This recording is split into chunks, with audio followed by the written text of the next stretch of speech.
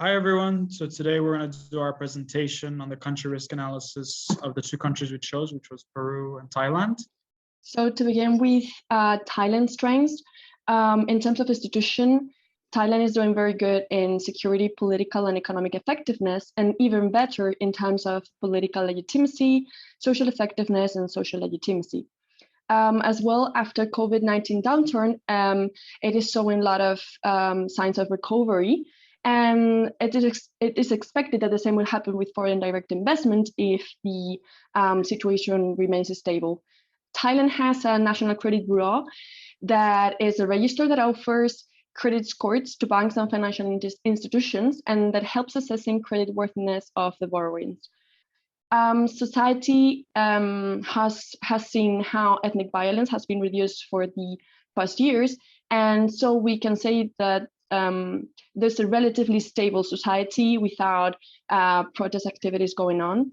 Then as for political strengths, we have property rights that make it super easy to register at very low costs. There's also low property transfer and business taxes. And very recently, they created this minority shareholders right for protecting investors against directors' liability, which also makes the country quite attractive.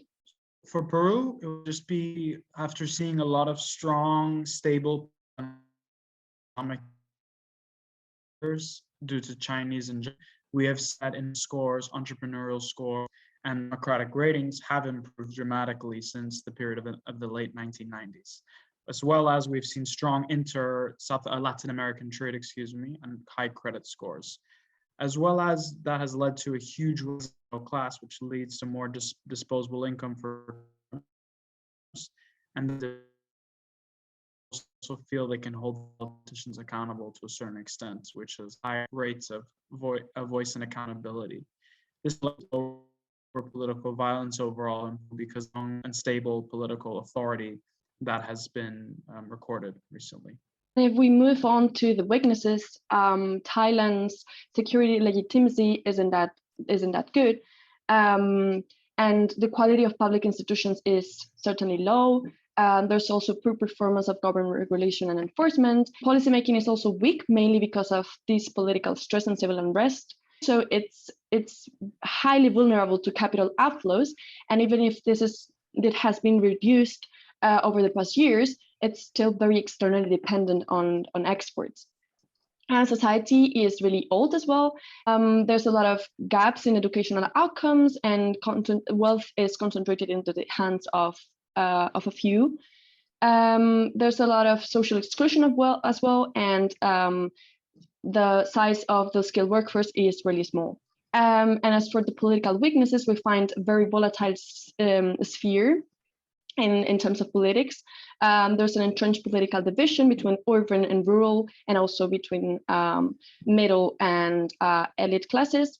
And then we have a lot of political uncertainty, a government coalition that is fragmented, and also a very big problem in the country is that the army has a lot of influence on the government. And so perception of corruption is also really high, and of course this is what affects investors' confidence the most. It's relatively easy to do a business in Thailand, and even if the average is really good, it is much less competitive than other neighbors like countries as Malaysia and Singapore. So Peru, due to its high investment from China and Japan, have led to a high dependency period, which is also obviously Peru is a very poor country and has large discrepancies in income inequality, underdeveloped infrastructure, and large periods of social unrest, mainly due to the COVID-19 pandemic, as Peru had the highest death per capita in the world. There's also been a period of uncertainty politically currently, as there was an impeachment of the President Vizcarra, and the current president who was elected, Castillo, is a strong left-wing leader who is going to put sweeping reforms. Okay, so in order to do a comparative analysis of the chosen countries, we also do a brief macroeconomic analysis. We have analyzed financial ratios and data that was provided by the international organizations on their websites.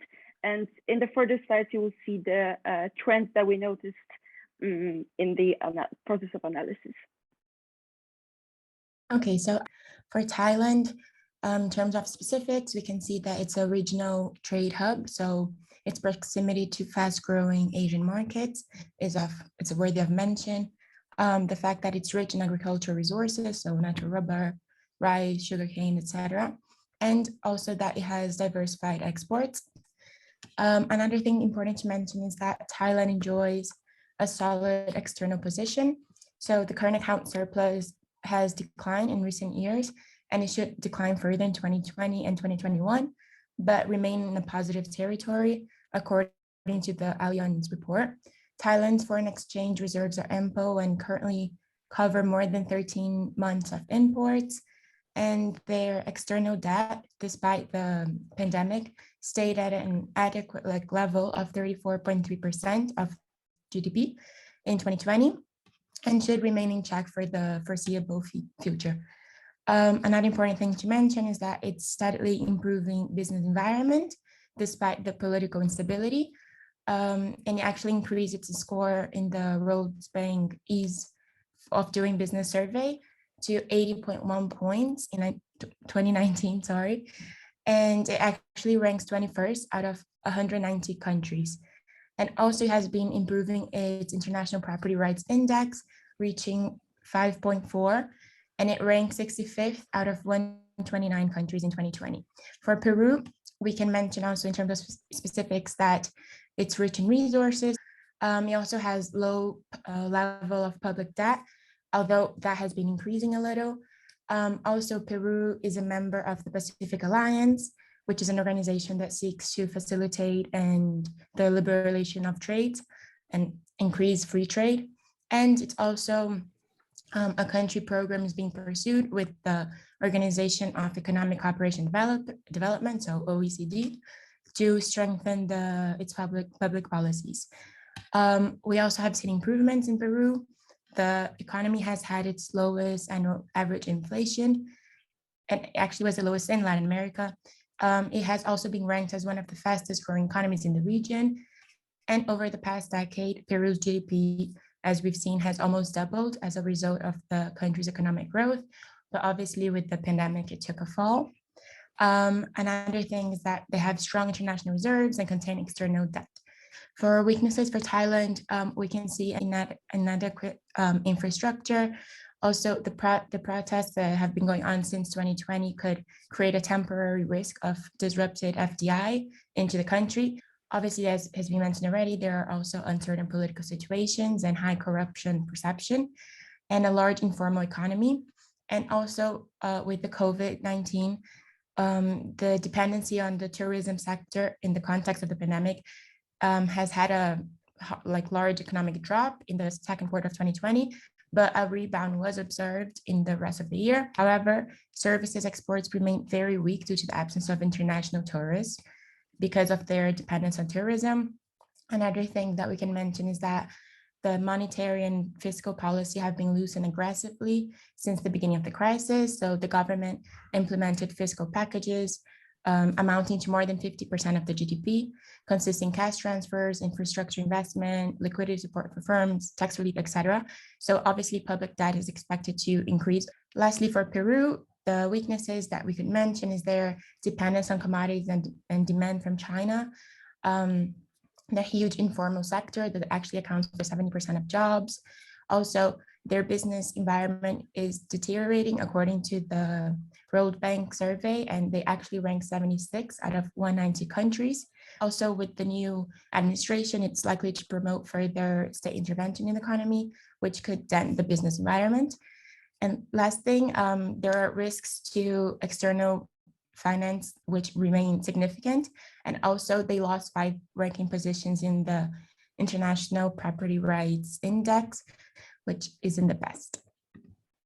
Okay, so after the brief analysis that we have just presented to you, we have arrived to 2 scores.